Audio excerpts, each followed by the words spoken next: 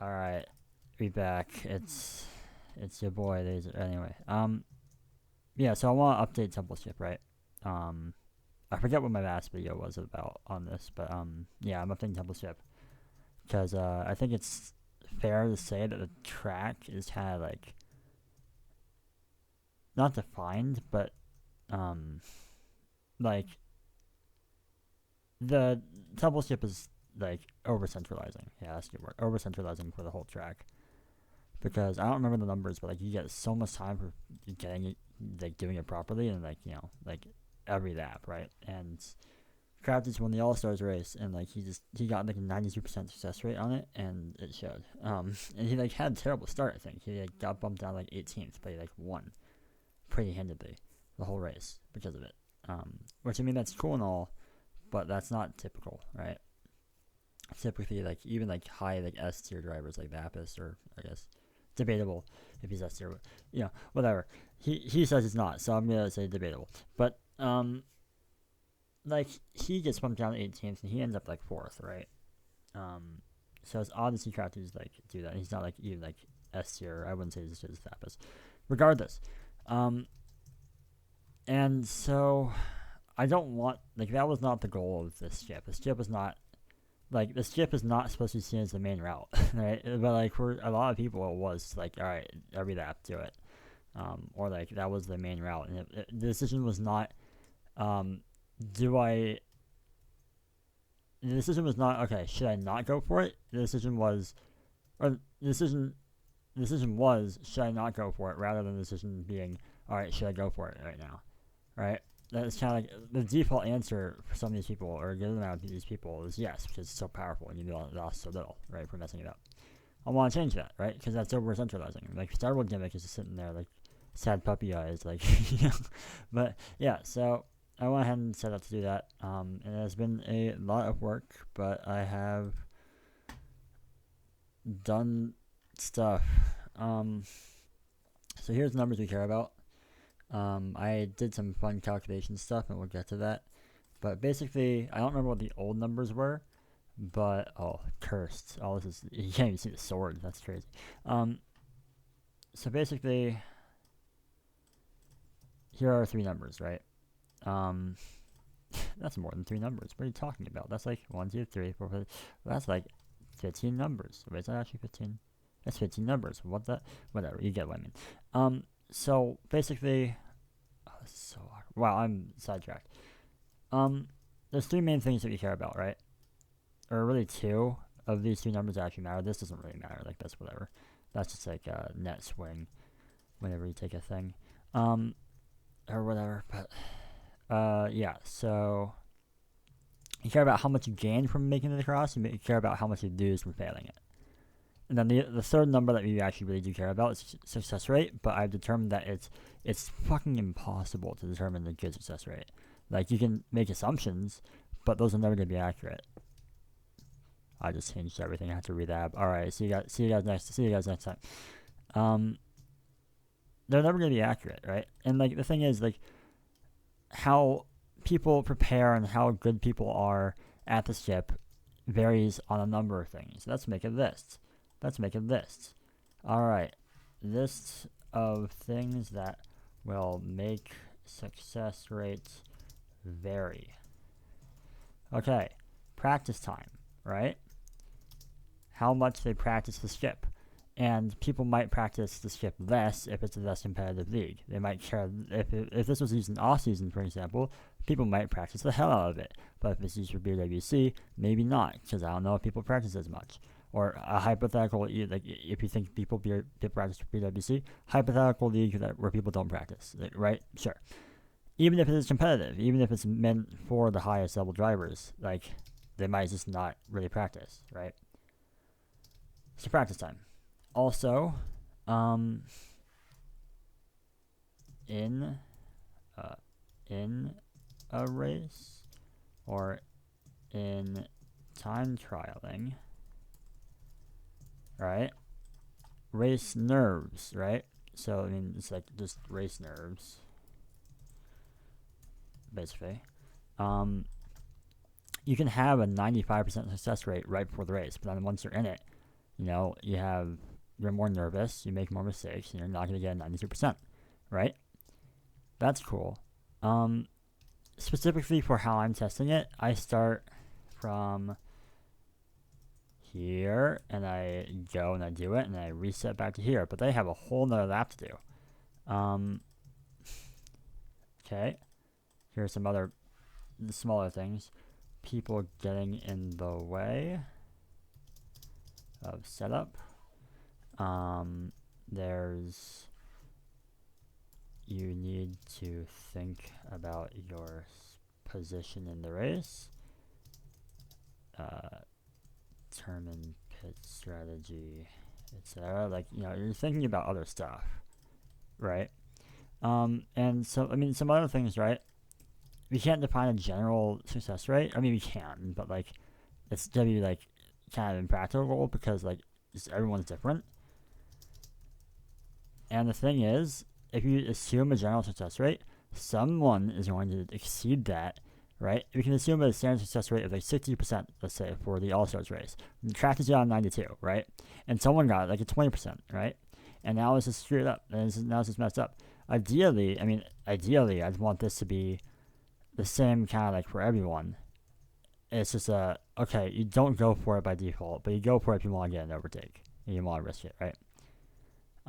But for people who just like keep getting like insane success rates, and it's like, yeah, I'm just gonna keep going for it, and they keep going for it, right? And they keep hitting it. It's like, well, that's not how I want it to be used. Actually, I don't know if that like actually goes with my argument. Regardless, like it's just, yeah, it's messed up. And I had other reasons. Oh yeah, just day by day variance, right? You might just wake up, you might not be as good as the previous day, right? Or whatever. And it's just overall just like not very good to be like, okay, yeah, assuming a success rate of this. Let's tune it around that, right? Let's say that, oh yeah, I'm just going to assume they have a success rate of 90%, and I'm going to make it so that you go break even, which means that if you hit 9 out of 10, you gain no time, you lose no time, right? So let's say that you gain a second for making it, but you lose 9 seconds for failing it. If you make it 9 times, then you're plus 9, right? So 9 times, and then on your 10th time you fail, so then you lose 9, so you go back to 0. That's how it means to break even, right? You can't assume a 90 because not everyone's going to hit a 90, right? And even if they have practice, if they hit 90s in practice, they're going to hit during the race, and then it's just a lot of different reasons. I had so many. I thought I had so many reasons, but now I'm writing it down. I don't know. Anyways, so you can't really control that third number, but you can absolutely control the other two numbers, being how much you gain and how much you lose. And you can also, like, you can kind of control success rate by changing the difficulty. If this wall wasn't here, right, 99% success rate, right? Like, you're probably not going to fall off here. If you're like A tier or whatever, right? Right? Probably. But if you do this, then it's a little more hard, right? But you can't finally control it, and you cannot assume the same success rate for everyone at all times, right? And that just sucks. So you kind of just have to be like, all right, we're gonna do what we can, and yeah. So what we want this game to do is we want it to allow you to get an overtake, right? Let's say you're behind someone for like 2 laps, and like, this sucks. I'm just so much faster, but I can't get past them, even though this is a Star Wars gimmick. Man, I can't do it. I'm not. Now you have an option, right? You hit this, they don't. You go, you pass, you get past, yeah. But to get an overtake, I mean, like, the thing is, the hardest part of getting an overtake is getting past the ghost and into tandem, right? And like, once you're in tandem, if you're the faster driver, you're gonna eventually win, unless it's a super super easy track and like you neither of you lose time anywhere ever, which is not the case. Like, that has to be like a super fictionally easy track. Okay. So the main thing we want to do is get into tandem, and to get into tandem, you don't have to actually gain too much time, right? And like, yeah, okay, sure, why not just give them 2 seconds, because then that would get them even past tandem. The reason why is because now people have more reason to do this every lap, right? So there's a balance, right? You can't just be like, oh yeah, you get 10 seconds or you get a second and a half. But you can't also just be like, you get 0.3 seconds so that you can't use it. So even if you do use it every lap, you don't like blast off and take off, right? You can't just do 0.3 because then you don't get the overtake, and that's the whole point, right? So there has to be a balance. So like, I think 0.6, 0.7 is good. So I'm going with that. Ways to dissuade people from doing this every lap. If you mess up, how much time you lose, and difficulty. Those are two good ways to dissuade people from doing it. If people see this and like it's super hard, they're like, I'm probably not gonna go for it every lap at least. I might do it when I'm desperate, but like not every lap. If people see this and they see a pit of lava and they lose 30 years off their life if they fail, then they're not gonna do it. They see a pit of lava and they lose 30 seconds from the race, they're not gonna do it. 4 seconds is a lot. 4 seconds I think is enough, probably, right? And I'm not even a racer anymore. I just fucking I'm not even a racer, but 4 seconds is a lot of time, right? That's like a bump, and that's pretty drastic, right? And the thing is, like, if you're behind someone who's a lot slower than you, and you're out of the pits, and you for some reason can't figure out how cyber gimmick works or whatever, right? And you just forget about it, and it's just not. You just choose not to use it because I don't know why the hell people don't use this thing. It's so good. I don't understand why they don't do it. Anyways, okay, well I guess there probably are reasons. No, maybe not. Regardless, if you fall off and you're a lot faster than the guy you're trying to overtake, 3.5 seconds or whatever, that's not that bad. You probably eventually catch up within a few laps. Like if you're like, I guess this has to be like a back marker. But the thing is like, okay, also cyberworld gimmick, that's cool and all, but it's also a split route, so that you can actually just like use the split route like a split route, and if they're that slow, you could probably overtake them through that, right?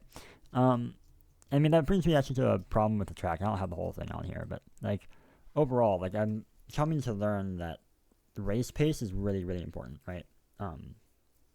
Like I've like in the past couple of years been heavily focusing on overtaking possibilities.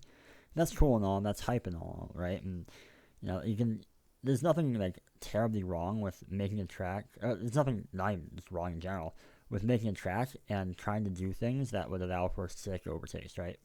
That's fine. You can do that. But like if you want to make, okay, everyone has their own definition of what a good competitive race is, right? And so I cannot say my idea of a good competitive race is better than your idea of a good competitive race, right? But for some of us, we think that the fastest person should win, right? Or whatever. And if the track is too easy, and they somehow got in a bad spot, like not in first place or whatever, right? The track being easy means they cannot show off how much better they are and like catch up to people and like, you know, be faster than them at all. If the track is super easy, they're not going to be any faster, and the fastest person won't win. So a problem with this track is that outside of Temple Ship, you don't really have a good way, or at least I don't think you do, have a good way of like showing off how much faster than you are, right? Like I guess like this corner, the one that's cut off, might be hard. I don't know, it's been a while since I've driven the track, but like turn 1, turn 2 is not hard. This turn's like free as a wall tap. Then there's this corner which is a little bit thin and hard, but like it's not even that bad. And then you have a couple of low speed corners, and then you have this corner which might also be a little bit bad, and then a little S section. Okay, it's not the worst ever for race pace, but it's not super strong. We have two really good, powerful overtaking gimmicks, but like it's not like phenomenal at race pace, right?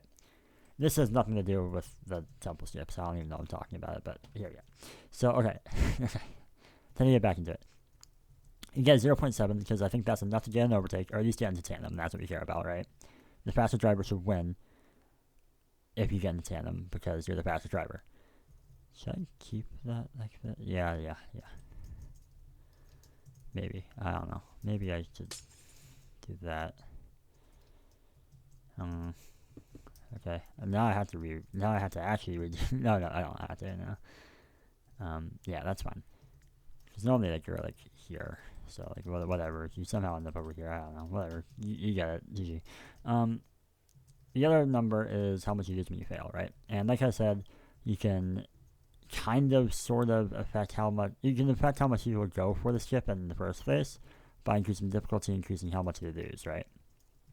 And that, like, for All Stars it was half a second, right? And then too in the All Stars temple skip around how people use the pawn skip in Windberg in OS2. In OS2, granted it was really hard, and we did have to adjust it like right before the race because someone missed it and they were yelling, and or like someone went and hit the wall, like hit the setup wall tap, and then they didn't get no gravity, and they're like, what the heck? And then like for some reason this happened right before the race instead of like during practice, and no one told us, and then now we have to deal with it, and now it's different, and it should be the same, but people say it's different, and I'm like, it should be the same. So yeah, people didn't really use the pawn skip that much, or at least I wasn't happy with how it was used. So I was like, okay, I'm going to make this a lot better so that people use it. And then people used it, all right. People used it.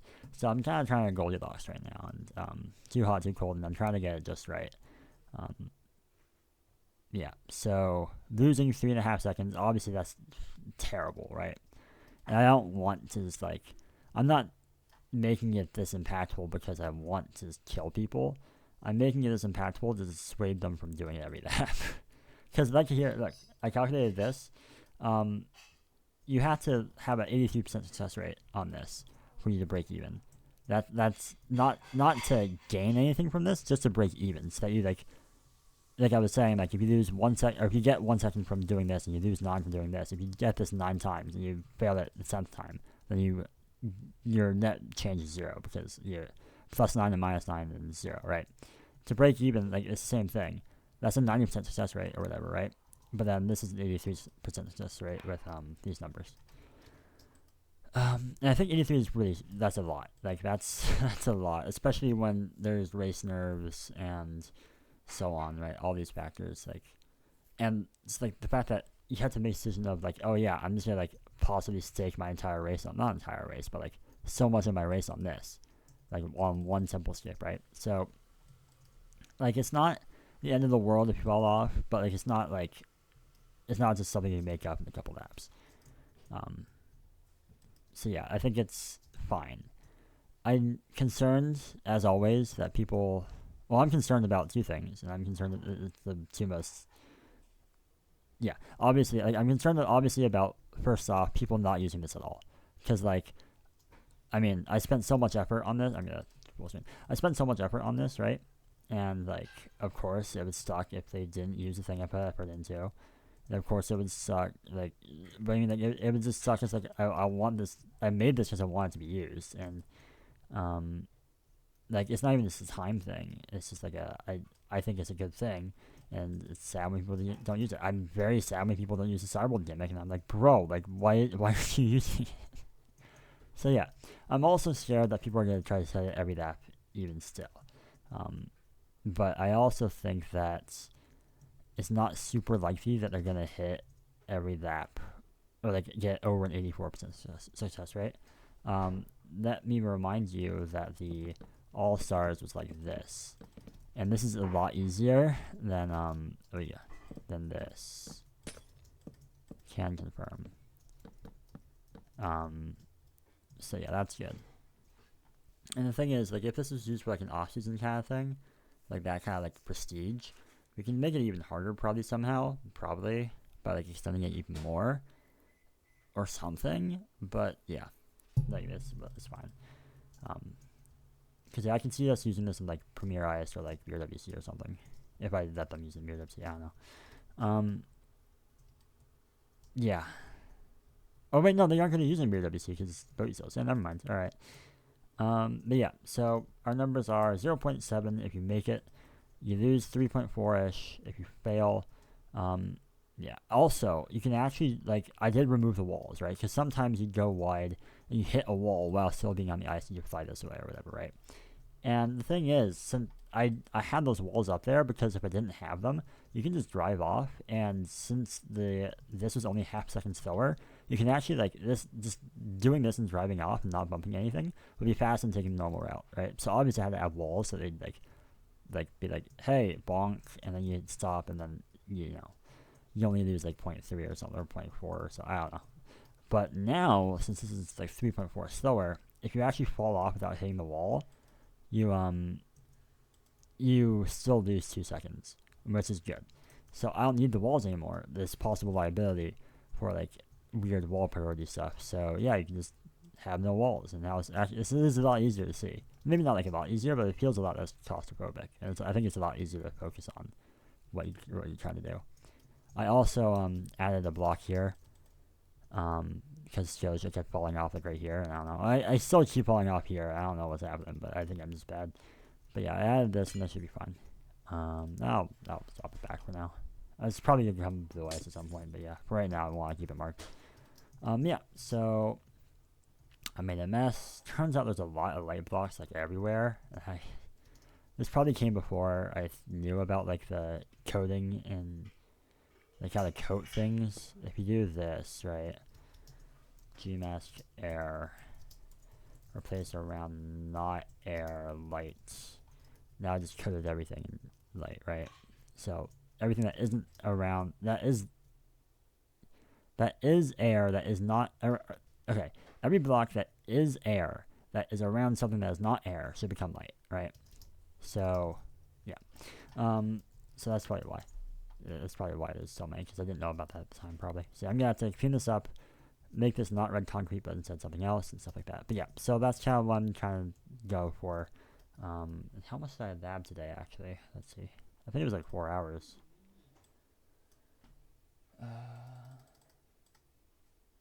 Yeah, 4.5 hours on dabbing resistant temple skip. Yeah, so yeah, I think that's it. That's what I've done. So yeah, 0.7, 3.4. This is harder now. Those are the main changes. I also, yeah, here's the routes. You gotta slam into the wall and go around here, and there's a wall tap you can do here, and then you go here, and this is the same. And then here, you just hit this wall. One thing that we did do, I had it differently. I had like a 0.6 configuration instead of 0.7 that did not have like an easy wall tap and stuff, because I was like one way to think about temple skip is like, okay, once you make it past here, that's the hard part and you're done. This is the skip. Another way to think of it is this is the start, and then here's like the rest of the skip. And if you don't make the rest of the skip, well, like that's just called you missing the skip, right? Or failing the route, failing the shortcut, right? And I think both are valid, but I think people are going to complain. I also understand that in the heat in the moment, your reaction time might be shot or whatever, and it might be like, oh my god, I made it. And like by the time you realize that, you're here. And if there wasn't like a wall to catch you, you might just like mess it up because you're like, I don't know, it's hard to process, and I can see that happening. I don't have a good way to explain it, but like, yeah. So I wanted to give him like an easy ending, right? Yeah. I think that's it. Yeah. Okay. I'm gonna leave it at that. I'm gonna start fixing stuff. Thanks for watching. Bye bye.